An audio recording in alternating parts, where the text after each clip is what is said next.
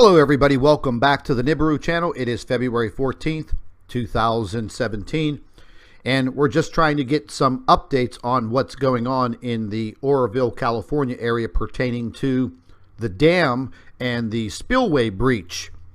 Now, you're looking at some video from CNN and also the evacuated areas, and I believe it was just two counties, Butte and Yuba counties, and as you can see, these are quite large counties. I think it was about 188,000 people who were displaced. And one thing that caught my eye was how everybody was caught off guard. And I know I heard a lot of reports about, elderly people not having any place to go, not knowing what to do. And also there was a big run on gas stations and things of that nature. So this is what I mean, folks, about being prepared, having some type of emergency plan for yourself and you and your family, because this is very important, especially in a situation like this when you really didn't have a lot of time. Now, officials did do a pretty good job of getting people situated. However, I did hear there was a lot of tensions on roadways, dealing with traffic jams and things of that nature. But from what I hear, everything went decently smooth. But what we're going to be looking at now is the next weather pattern that is coming into the state. This weather pattern will be arriving on Wednesday, and I believe the rainfall will begin sometime on Thursday and will last several days. Now, this is not going to be a major rainstorm. However, under the current situations, dealing with this dam and the damaged spillway, the opportunity for this disaster to continue forward is definitely there. Now, what you're looking at on your screen is the next storm front that is going to be coming in within the next 48 hours. Now, there is another storm behind this one, which will probably be arriving the latter part of next week. So once again, whatever they're going to do as far as trying to repair the damaged portion of this spillway and this dam, I just hope that the engineers and the construction workers, the people in charge, are doing the right thing, because from what I understand, the integrity of this spillway was brought up 10 years ago, and it basically fell on some deaf ears. Now, here we are in 2017, and we just barely got by a disaster. But again, like I've stated, the residents of Oroville and the southern communities are not out of the woods just yet. Something that I did want to take a look at was the dam itself and the whole geographical area. Now, for a lot of us that don't live in California and live in this area, I wanted to show you from Google Earth all of the mountain ranges that are to the northeast of Oroville. And this pattern of weather coming in, what's going to exactly happen. Now, we're going to go ahead and pull up this Google Earth, and we're going to go ahead and punch in Oroville, California, and we'll let it go ahead and pull itself up here. And what I've noticed, because I've never been in this area, not that familiar with it, only from what I've been doing as far as reporting on this, but the mountain ranges that are to the northeast of Oroville, and there's quite a few. I don't know the exact elevations.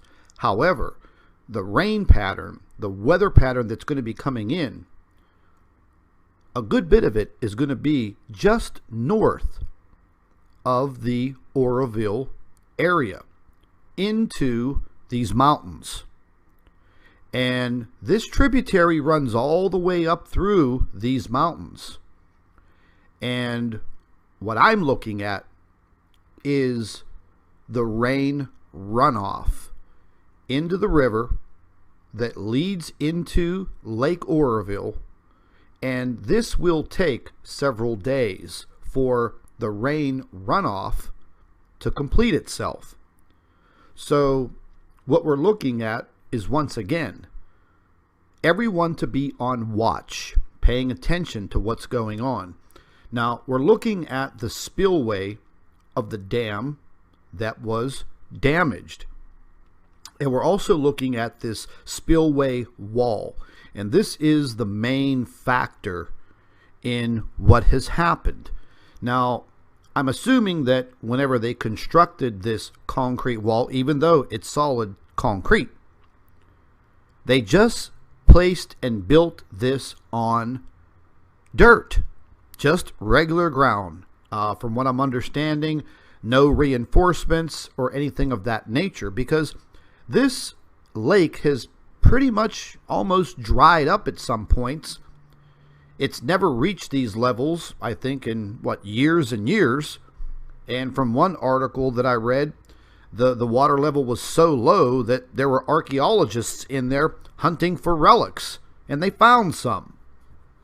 So now that the water level has risen and the damage to the spillway occurred, I guess the engineers at the dam didn't really know what exactly to do, so they had to start releasing water when the spillway was damaged, and they didn't know exactly how much to cut loose.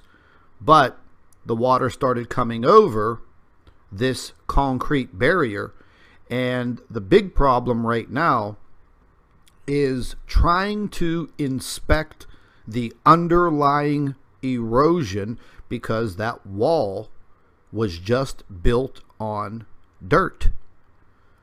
And once again, I'm not that familiar with this area, but from watching the video and looking at a lot of photographs, it seems that this type of soil is kind of sandy, possibly very loose. So water erosion is going to wash that dirt away with absolutely no problem. Now, might have been a different situation if the soil content was more of a clay and a lot of bedrock, but it seems like it's kind of a sandy material. So water erosion will just rip right through that, and the lower part of this spillway has suffered some serious damage. Now, they were using helicopters to bring in very large sacks of rocks. They were also filling it in with cement once these rocks were placed into their area.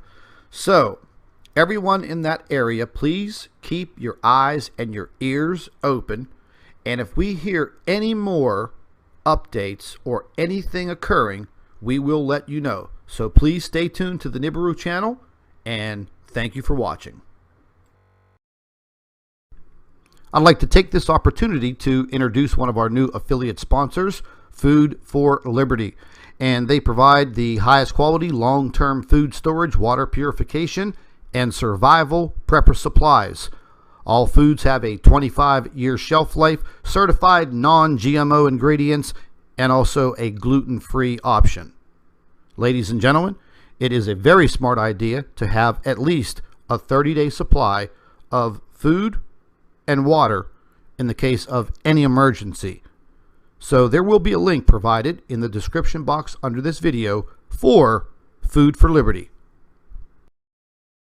I'd like to thank all of our Nibiru watchers. You guys do a fantastic job. Would also like to thank you for your loyal subscribership. You can continue to email your photographs and your video to NibiruPlanetX2016@gmail.com. And don't forget to share our videos with your friends and family members on Facebook. And subscribe to the Nibiru channel for all of our current updates. And like I always say, keep an eye in the sky.